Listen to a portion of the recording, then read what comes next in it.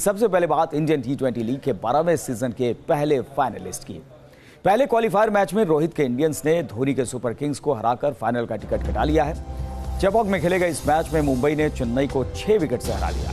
धोनी ने टॉस जीतकर पहले बल्लेबाजी करने का फैसला किया था, लेकिन धोनी रायडू को छोड़कर चेन्नई का दूसरा कोई भी बल्लेबाज नहीं चल पाया। 10 मई को अब दूसरा क्वालिफायर खेलना होगा महेंद्र सिंह धोनी को। धोनी के सुपर किंग्स ने 4 विकेट पर 131 रन का स्कोर बनाया था। जवाब में सूर्य कुमार यादव की नाबाद 71 रनों की पारी के दम पर मुंबई इंडियंस ने आसानी से जीत का लक्ष्य हासिल कर लिया और 4 विकेट पर 132 रन बनाकर मुंबई इंडियंस फाइनल में पहुंचने वाली सीजन की पहली टीम बन गई। वहीं 5वीं बार मुंबई की टीम फाइनल में पहुंची है। मुंबई के लिए सूर्य कुमार यादव ने 54 गेंदों पर नाबाद 71 रन बनाए, तो राहुल चहर ने 14 रन देकर 2 विकेट चटकाए। अब धोनी के सुपर किंग्स को फाइनल में पहुंचने के लिए दूसरा क्वालिफायर मैच खेलना होगा, जिसके लिए दूसरी टीम का फैसला आज होने वाले एलिमिनेटर मैच से होगा। और इस पर चर्चा करने के लिए हमारे क्रिकेट एक्सपर्ट हमारे साथ हैं मनिंदर सिंह और अमित भंडारी हमारे साथ हैं। शुरुआत करेंगे मनिंदर जी से। मनिंदर जी, ऐसा माना जा रहा था कि फेवरेट टीम है, होम ग्राउंड है, चेन्नई की टीम जो है वो पहली टीम होगी जो फाइनल में पहुंचेगी, लेकिन हुआ उल्टा और मुंबई की टीम पहुंच गई। मुंबई की टीम वैसे भी देखा जाए तो इस सीजन और पहले भी भारी पड़ती हुई दिखाई पड़ी है चेन्नई की टीम पर। हाँ, देखिए, अगर आप जिस तरह से खेल रही है दोनों टीमें, उसमें अगर आप देखें तो बैलेंस मुझे मुंबई की टीम का हमेशा से बेहतर लगा है, क्योंकि उनके पास फास्ट बॉलर्स भी हैं, उनके पास स्पिनर्स भी हैं, उनके बैट्समैन भी लय में है। और सबसे बढ़िया बात यह है कि जो यंगस्टर्स हैं, जैसे सूर्य कुमार यादव ने जो बेहतरीन इनिंग्स खेली, उनको कॉन्फिडेंस दिया जा रहा है कैप्टन द्वारा, मैनेजमेंट द्वारा। और सूर्य कुमार ने इस पूरे सीजन में इंपॉर्टेंट टाइम्स के ऊपर रन्स बना के दिए और तेजी से रन्स बना के दिए हैं। और कल जिस तरह से उन्होंने पार्टनरशिप की ईशान किशन के साथ, जब दोनों ओपनर्स आउट हो गए थे, डिकॉक एक्सपीरियंस्ड ओपनर और रोहित शर्मा जो एक्सपीरियंस्ड ओपनर है और टीम के कैप्टन भी हैं, उस समय ऐसा लगने लगा था कि अब हावी हो सकती है चेन्नई की टीम। लेकिन जिस तरह की पार्टनरशिप की इन दोनों खिलाड़ियों ने, इससे पता चलता है कि किस तरह से टीम मैनेजमेंट अपने यंगस्टर्स को कॉन्फिडेंस दे के रखती है। दूसरी एक चीज ये भी कहना चाहूंगा कि मैं थोड़ा सा हैरान हुआ था जब टॉस जीतने के बाद पहले बैटिंग करने का फैसला किया था, क्योंकि पूरे सीजन में अपने मैदान के ऊपर पहले बॉलिंग कर रहे थे, ये कहते हुए कि बाद में ओस का फैक्टर हो जाता है, जिसकी वजह से हम पहले फील्डिंग करते हैं। लेकिन कल जब एक इंपॉर्टेंट मैच था, आपने टॉस जीत के पहले बैटिंग करने का फैसला किया। दूसरा एक झटका कहां लगा, जो जादव जिन्होंने इस सीजन में रन्स नहीं बनाए, लेकिन उनके होने से वो नंबर 6 पर खेल रहे थे और महेंद्र सिंह धोनी नंबर 4 पर खेल रहे थे, लेकिन वो टीम में नहीं थे इंजरी की वजह से, केदार जाधव। इसलिए महेंद्र सिंह धोनी खुद नंबर 6 पर बैटिंग करने आए। अगर नंबर 4 पर बैटिंग करने आते तो शायद अपनी इनिंग्स को संभाल लेते और 150 तक पहुंचा देते स्कोर को, जो कि मेरे हिसाब से इस पिच के ऊपर विनिंग टोटल हो जाता। लेकिन तारीफ करनी होगी मुंबई इंडियंस की, हर डिपार्टमेंट में कल बीट किया है चेन्नई को। हामिद जी, क्या यहाँ पर टॉस जीतने के बाद पहले बैटिंग करना, जैसा कि मनिंदर जी कह रहे हैं, भारी पड़ा चेन्नई की टीम के लिए, और बैटिंग चूज करने के बाद 150 तक नहीं पहुंचना, ये एक बड़ा फैक्टर रहा। किस वजह से आपको लगता है कि चेन्नई की टीम यहाँ पर हारने की तरफ बढ़ती हुई दिखाई पड़ी, और जिस तरह के फैसले लिए जाने चाहिए थे, महेंद्र सिंह धोनी जिसके लिए जाने जाते हैं, यहाँ पर कुछ कसर रह गई? देखिए, फैसला तो बहुत अच्छा था जब टॉस जीते, क्योंकि उनको लग रहा था कि ये विकेट है जो टर्न होगा, तो मैच 8 बजे की जगह 7:30 स्टार्ट हो, तो आधे घंटे में फर्क थोड़ा बहुत पड़ता जरूर है। क्योंकि मैं मानता हूँ कि आप जब होम कंडीशंस में खेले, और लास्ट मैच जब मुंबई इंडियंस के खिलाफ खेले थे तो 150 मुंबई इंडियंस बनाए, तो वो चेस नहीं कर पाए, तो धोनी उस मैच में नहीं खेले। पर सबसे बड़ा जो नुकसान मुझे जो दिखा है वो है अभी भी बैटिंग है। अगर आप टॉप ऑर्डर की बात करें, अभी तक शेन वॉटसन ने 1 इनिंग हैदराबाद के खिलाफ खेली है, ऐसी दूसरी इनिंग याद नहीं है किसी को कि उन्होंने कुछ किया हो। सेम वही चल रहा है कि आपका बैटिंग ऑर्डर, जैसे भैया ने बोला, चेंज होता रहा, धोनी 6 पे आए, क्योंकि धोनी हमेशा 6 पे तब खेलेंगे जब इनके ऊपर से 3 या 4 इकट्ठे गिरेंगे, तो उनको पता है कि जब मेरे पास 10 ओवर रहेंगे तो मैं इनिंग बिल्ड कर सकता हूँ। तो ये सिनेरियो हमेशा धोनी के आसपास आके ही गिरता। पर सबसे रिस्पॉन्सिबल बात करूंगा रैना की। आपको जब धोनी की जगह कैप्टन बनाया गया तब आप रिस्पॉन्सिबल इनिंग खेलते, जब आप कैप्टन नहीं होते तो उस जहां पर आपको जरूरत है, क्योंकि मैं मानता हूं एक लेग स्पिनर, एक लेफ्ट आर्म स्पिनर डाल रहे हो तो एक लेफ्टी बैट्समैन होना जरूरी, और एक ही लेफ्टी बैट्समैन है टॉप 6 के अंदर। तो शायद उनको ये रियलाइज होना चाहिए कि अगर ऐसे विकेट से अगर आप थोड़ा टाइम देंगे अपने बैटिंग तो ज्यादा चांसेस है रन बनाने को। आप सीधा आती पहली या दूसरी बॉल पे नहीं मार सकते। बस सबसे बड़ा जो डिसीजन धोनी को बुरा लग रहा है, इस विकेट पे आप 8 मैच खेले और यही एक्सपीरियंस है हरभजन सिंह और इमरान ताहिर। 20 पे 2 होने के बाद किसी भी स्पिनर ने इम्पैक्ट नहीं छोड़ा और ये नुकसान धोनी को लगा। अगर आप 8 मैच खेलने के बाद भी ऐसे विकेट पे विकेट नहीं लेंगे तो फिर आपकी टीम को हार के ही निराश देखनी पड़ेगी। बिल्कुल बिल्कुल मनिंदर जैसी बात अमित भंडारी जी ने कही कि इमरान ताहिर, हरभजन सिंह, ऐसा लग रहा था कि महेंद्र सिंह धोनी को पूरा भरोसा था कि बाद में जो है बॉलिंग करते हुए वो विकेट चटकाएंगे, फिर जो है माकूल हो जाएगी और आधे घंटे पहले खेल शुरू हुआ है उसका फायदा मिल जाएगा, इसलिए पहले उन्होंने बैटिंग करने का देखिए आधा घंटा पहले शुरू हुआ था, बल्कि मुझे तो लगता है कि और वजह थी बॉलिंग करने की पहले, क्योंकि ओस जो होती है लगभग 8 बजे गिरनी शुरू होती है और फिर जब सेकंड हाफ आता है तब बॉलर्स के लिए और मुश्किल हो जाता है जब ओस बहुत ज्यादा गिरने लगती है। सो ये तो ऑल द मोर रीजन था पहले फील्डिंग करने का टॉस जीतकर, लेकिन उसके बावजूद भी प्रॉब्ली कॉन्फिडेंस था कि जिस तरह से अमित ने कहा कि हरभजन सिंह थे, एक्सपीरियंस्ड उनके बॉलर है, इमरान ताहिर उनके एक्सपीरियंस बॉलर है, उन्होंने जिस तरह से उनसे उम्मीदें की जाती है प्रॉब्ली बॉलिंग नहीं की। लेकिन एक चीज और कहना चाहूंगा,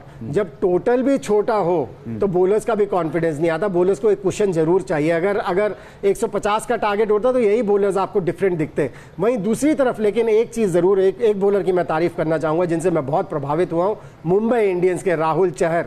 मुझे लग रहा है ये लंबी रेस के घोड़े, लंबी क्रिकेट खेलने वाले, क्योंकि केवल T20 में ही नहीं, इन्होंने फर्स्ट क्लास क्रिकेट में भी बहुत अच्छा प्रदर्शन किया। अगर इनका पिछला सीजन निकाल के देख लीजिए, और एटीट्यूड, बढ़िया एटीट्यूड। एस गोपाल से अगर तुलना करें, एस गोपाल से श्रेयस नहीं देखे क्योंकि उनके बारे में भी काफी कुछ कही जा रही है, देखिए इनके इमर्जिंग प्लेयर्स की बात हो रही है, देखिए इनके पास हाइट है, इनकी बॉल में वो निप है, और सबसे इंपॉर्टेंट चीज जो एक खिलाड़ी के पास होनी चाहिए, मेंटली स्ट्रांग है, प्रेशर को हैंडल करने की क्षमता एक खिलाड़ी में होनी चाहिए, और वो राहुल चहर में दिखती है। बिल्कुल, और यहां पर जो इस लीग में दिखा रहे हैं प्रतिभा, इस प्रतिभा को आगे भी कायम रखें और ऐसा प्रदर्शन करते रहें, तब टीम इंडिया के दरवाजे खुल जाएंगे, ये कहा जाता है। लेकिन लीग से बाहर जाते ही थोड़े से परफॉर्मेंस कहीं ना कहीं कम होने लगती है, उसकी वजह से मुकाबला काफी मुश्किल हो जाता है। चलिए बात कर लेते हैं आज होने वाले मुकाबले की, जहां एलिमिनेटर में दिल्ली कैपिटल्स की टक्कर सनराइजर्स हैदराबाद से होगी। जो भी टीम इस मुकाबले में को हारेगी वो सीजन 12 से बाहर हो जाएगी। ये रिपोर्ट देखिए और फिर करेंगे इस पर चर्चा। दिल्ली और हैदराबाद की जंग, जीत से मिलेगा क्वालिफायर 2 का टिकट, हार से खत्म होगा सीजन 12 का सफर। कैपिटल्स और सनराइजर्स के बीच मुकाबला वाइजैक में खेला जाएगा। ये मैच शाम 7:30 बजे से शुरू होगा। दिल्ली ने इस सीजन 14 मैच में 9 जीत हासिल की।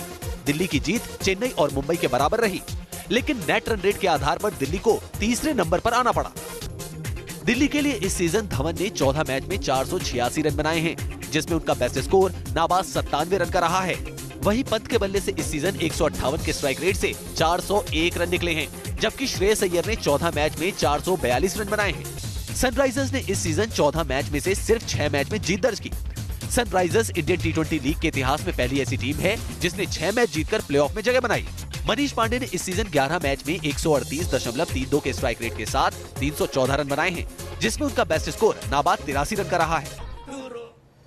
तो हाई वोल्टेज मुकाबला होने की उम्मीद जताई जा रही है। दोनों ही टीमों को एक एक जीत एक दूसरे के खिलाफ हासिल हुई है इस लीग में, और क्वार्टर फाइनल मुकाबला इसे कहा जा रहा है, क्योंकि यहां पर जो टीम जीतेगी सेमीफाइनल कहे जाने वाले क्वालिफायर 2 में महेंद्र सिंह धोनी के खिलाफ खेलती हुई दिखाई पड़ेगी। मनिंदर जी, किस तरह का मुकाबला ये हो सकता है? देखिए, अगर आप देखें खिलाड़ियों को अगर एनालाइज करें तो मुझे लगता है दिल्ली की टीम स्ट्रॉन्गर है, इसमें कोई शक की बात ही नहीं है। लेकिन दिल्ली की टीम में रबाडा, जिन्होंने सबसे ज़्यादा विकेट्स अभी तक लिए हुए हैं इस IPL 12 में, वो वापस चले गए साउथ अफ्रीका, क्योंकि उनकी बैक स्टिफ हो गई थी और साउथ अफ्रीका के बोर्ड ने उनको वापस बुला लिया। किसी तरह का कोई चांस नहीं लेना चाहते हैं वर्ल्ड कप के पहले।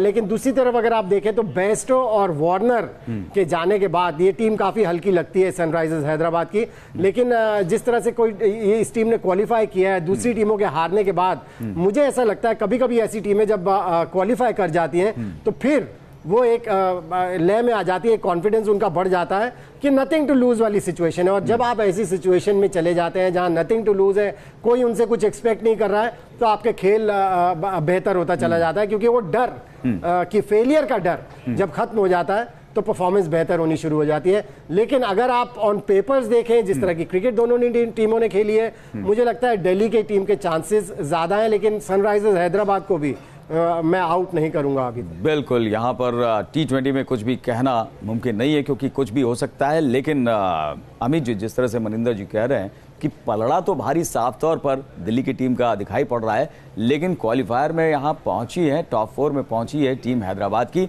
और एक मैच का ये मामला है, पूरी ताकत लगा देगी यहां पर टीम, इससे तो कोई इनकार नहीं कर सकता। देखिए ये डू एंड डाई है, जो बेटर क्रिकेट खेलेगा वो जीतेगा, क्योंकि आप जब लीग फेज में खेलते हैं अपनी होम कंडीशंस में खेलते हैं और डिफरेंट बॉल गेम हो जाता है। अब यहाँ पर डिफरेंट बॉल गेम है, कैसी कंडीशंस होंगी, किसी को ये नहीं पता कि कैसा विकेट बिहेव करेगा, ओस गिरेगी कि नहीं गिरेगी। हाँ, पर एक है कि आपका फॉर्म जो है वो कंटिन्यू रहेगा तो वो टीम मेरे को लगता है ज़्यादा अच्छी करेगी। पर सबसे बड़ी जो प्रॉब्लम सनराइजर्स हैदराबाद की है कि वार्नर के बाद जाने से थोड़ा नुकसान हुआ, क्योंकि एक रन करके गया प्लेयर और साथ में जॉनी बेस्टो चले गए, तो ये दो प्लेयरों ने मोमेंटम बनाया था इस टीम का। ये क्या ये कैसा कहा जा सकता है कि दिल्ली की बैटिंग के बनाम हैदराबाद की गेंदबाजी का ये मुकाबला बेसिकली हो सकता है? देखिए हो सकता है, क्योंकि मैं मानता हूं कि ऑप्शंस ज्यादा बेहतर सनराइजर्स हैदराबाद के पास है। अगर आप स्पिन की बात करो, राशिद खान और नाबी मुझे बहुत अच्छे बॉल लगते हैं, और वहीं पर आप दिल्ली की बात करो तो अमित मिश्रा और अक्षर पटेल चल रहा है। ऐसे नहीं कि स्पिनर्स दिल्ली के पास अच्छे नहीं है, पर बात यह कि जिसकी बैटिंग अच्छी होगी वो टीम जीतेगी, क्योंकि ईशांत शर्मा इस साथ बहुत अच्छी गेंदबाजी की है और ये हमने देखा है सारे मैचेस में जिस तरह से उन्होंने परफॉर्म किया है। पर बात वही है कि 2020 गेम के अंदर अब जो मैच जिताएंगे वो बैट्समैन मैच जिताएंगे, बॉलर। एक खिलाड़ी जिस पर खास नजर रह सकती है? देखिए एक खिलाड़ी नहीं, 2-3 खिलाड़ी हैं। शिखर धवन के ऊपर खास नजर रहेगी, क्योंकि दिल्ली को अगर ये मैच जीतना है तो उनको अपने एक्सपीरियंस का इस्तेमाल करना होगा और उनको आगे आके दिखाना होगा कि मैं सीनियर खिलाड़ी हूँ और मैं जिम्मेदारी लेता हूँ।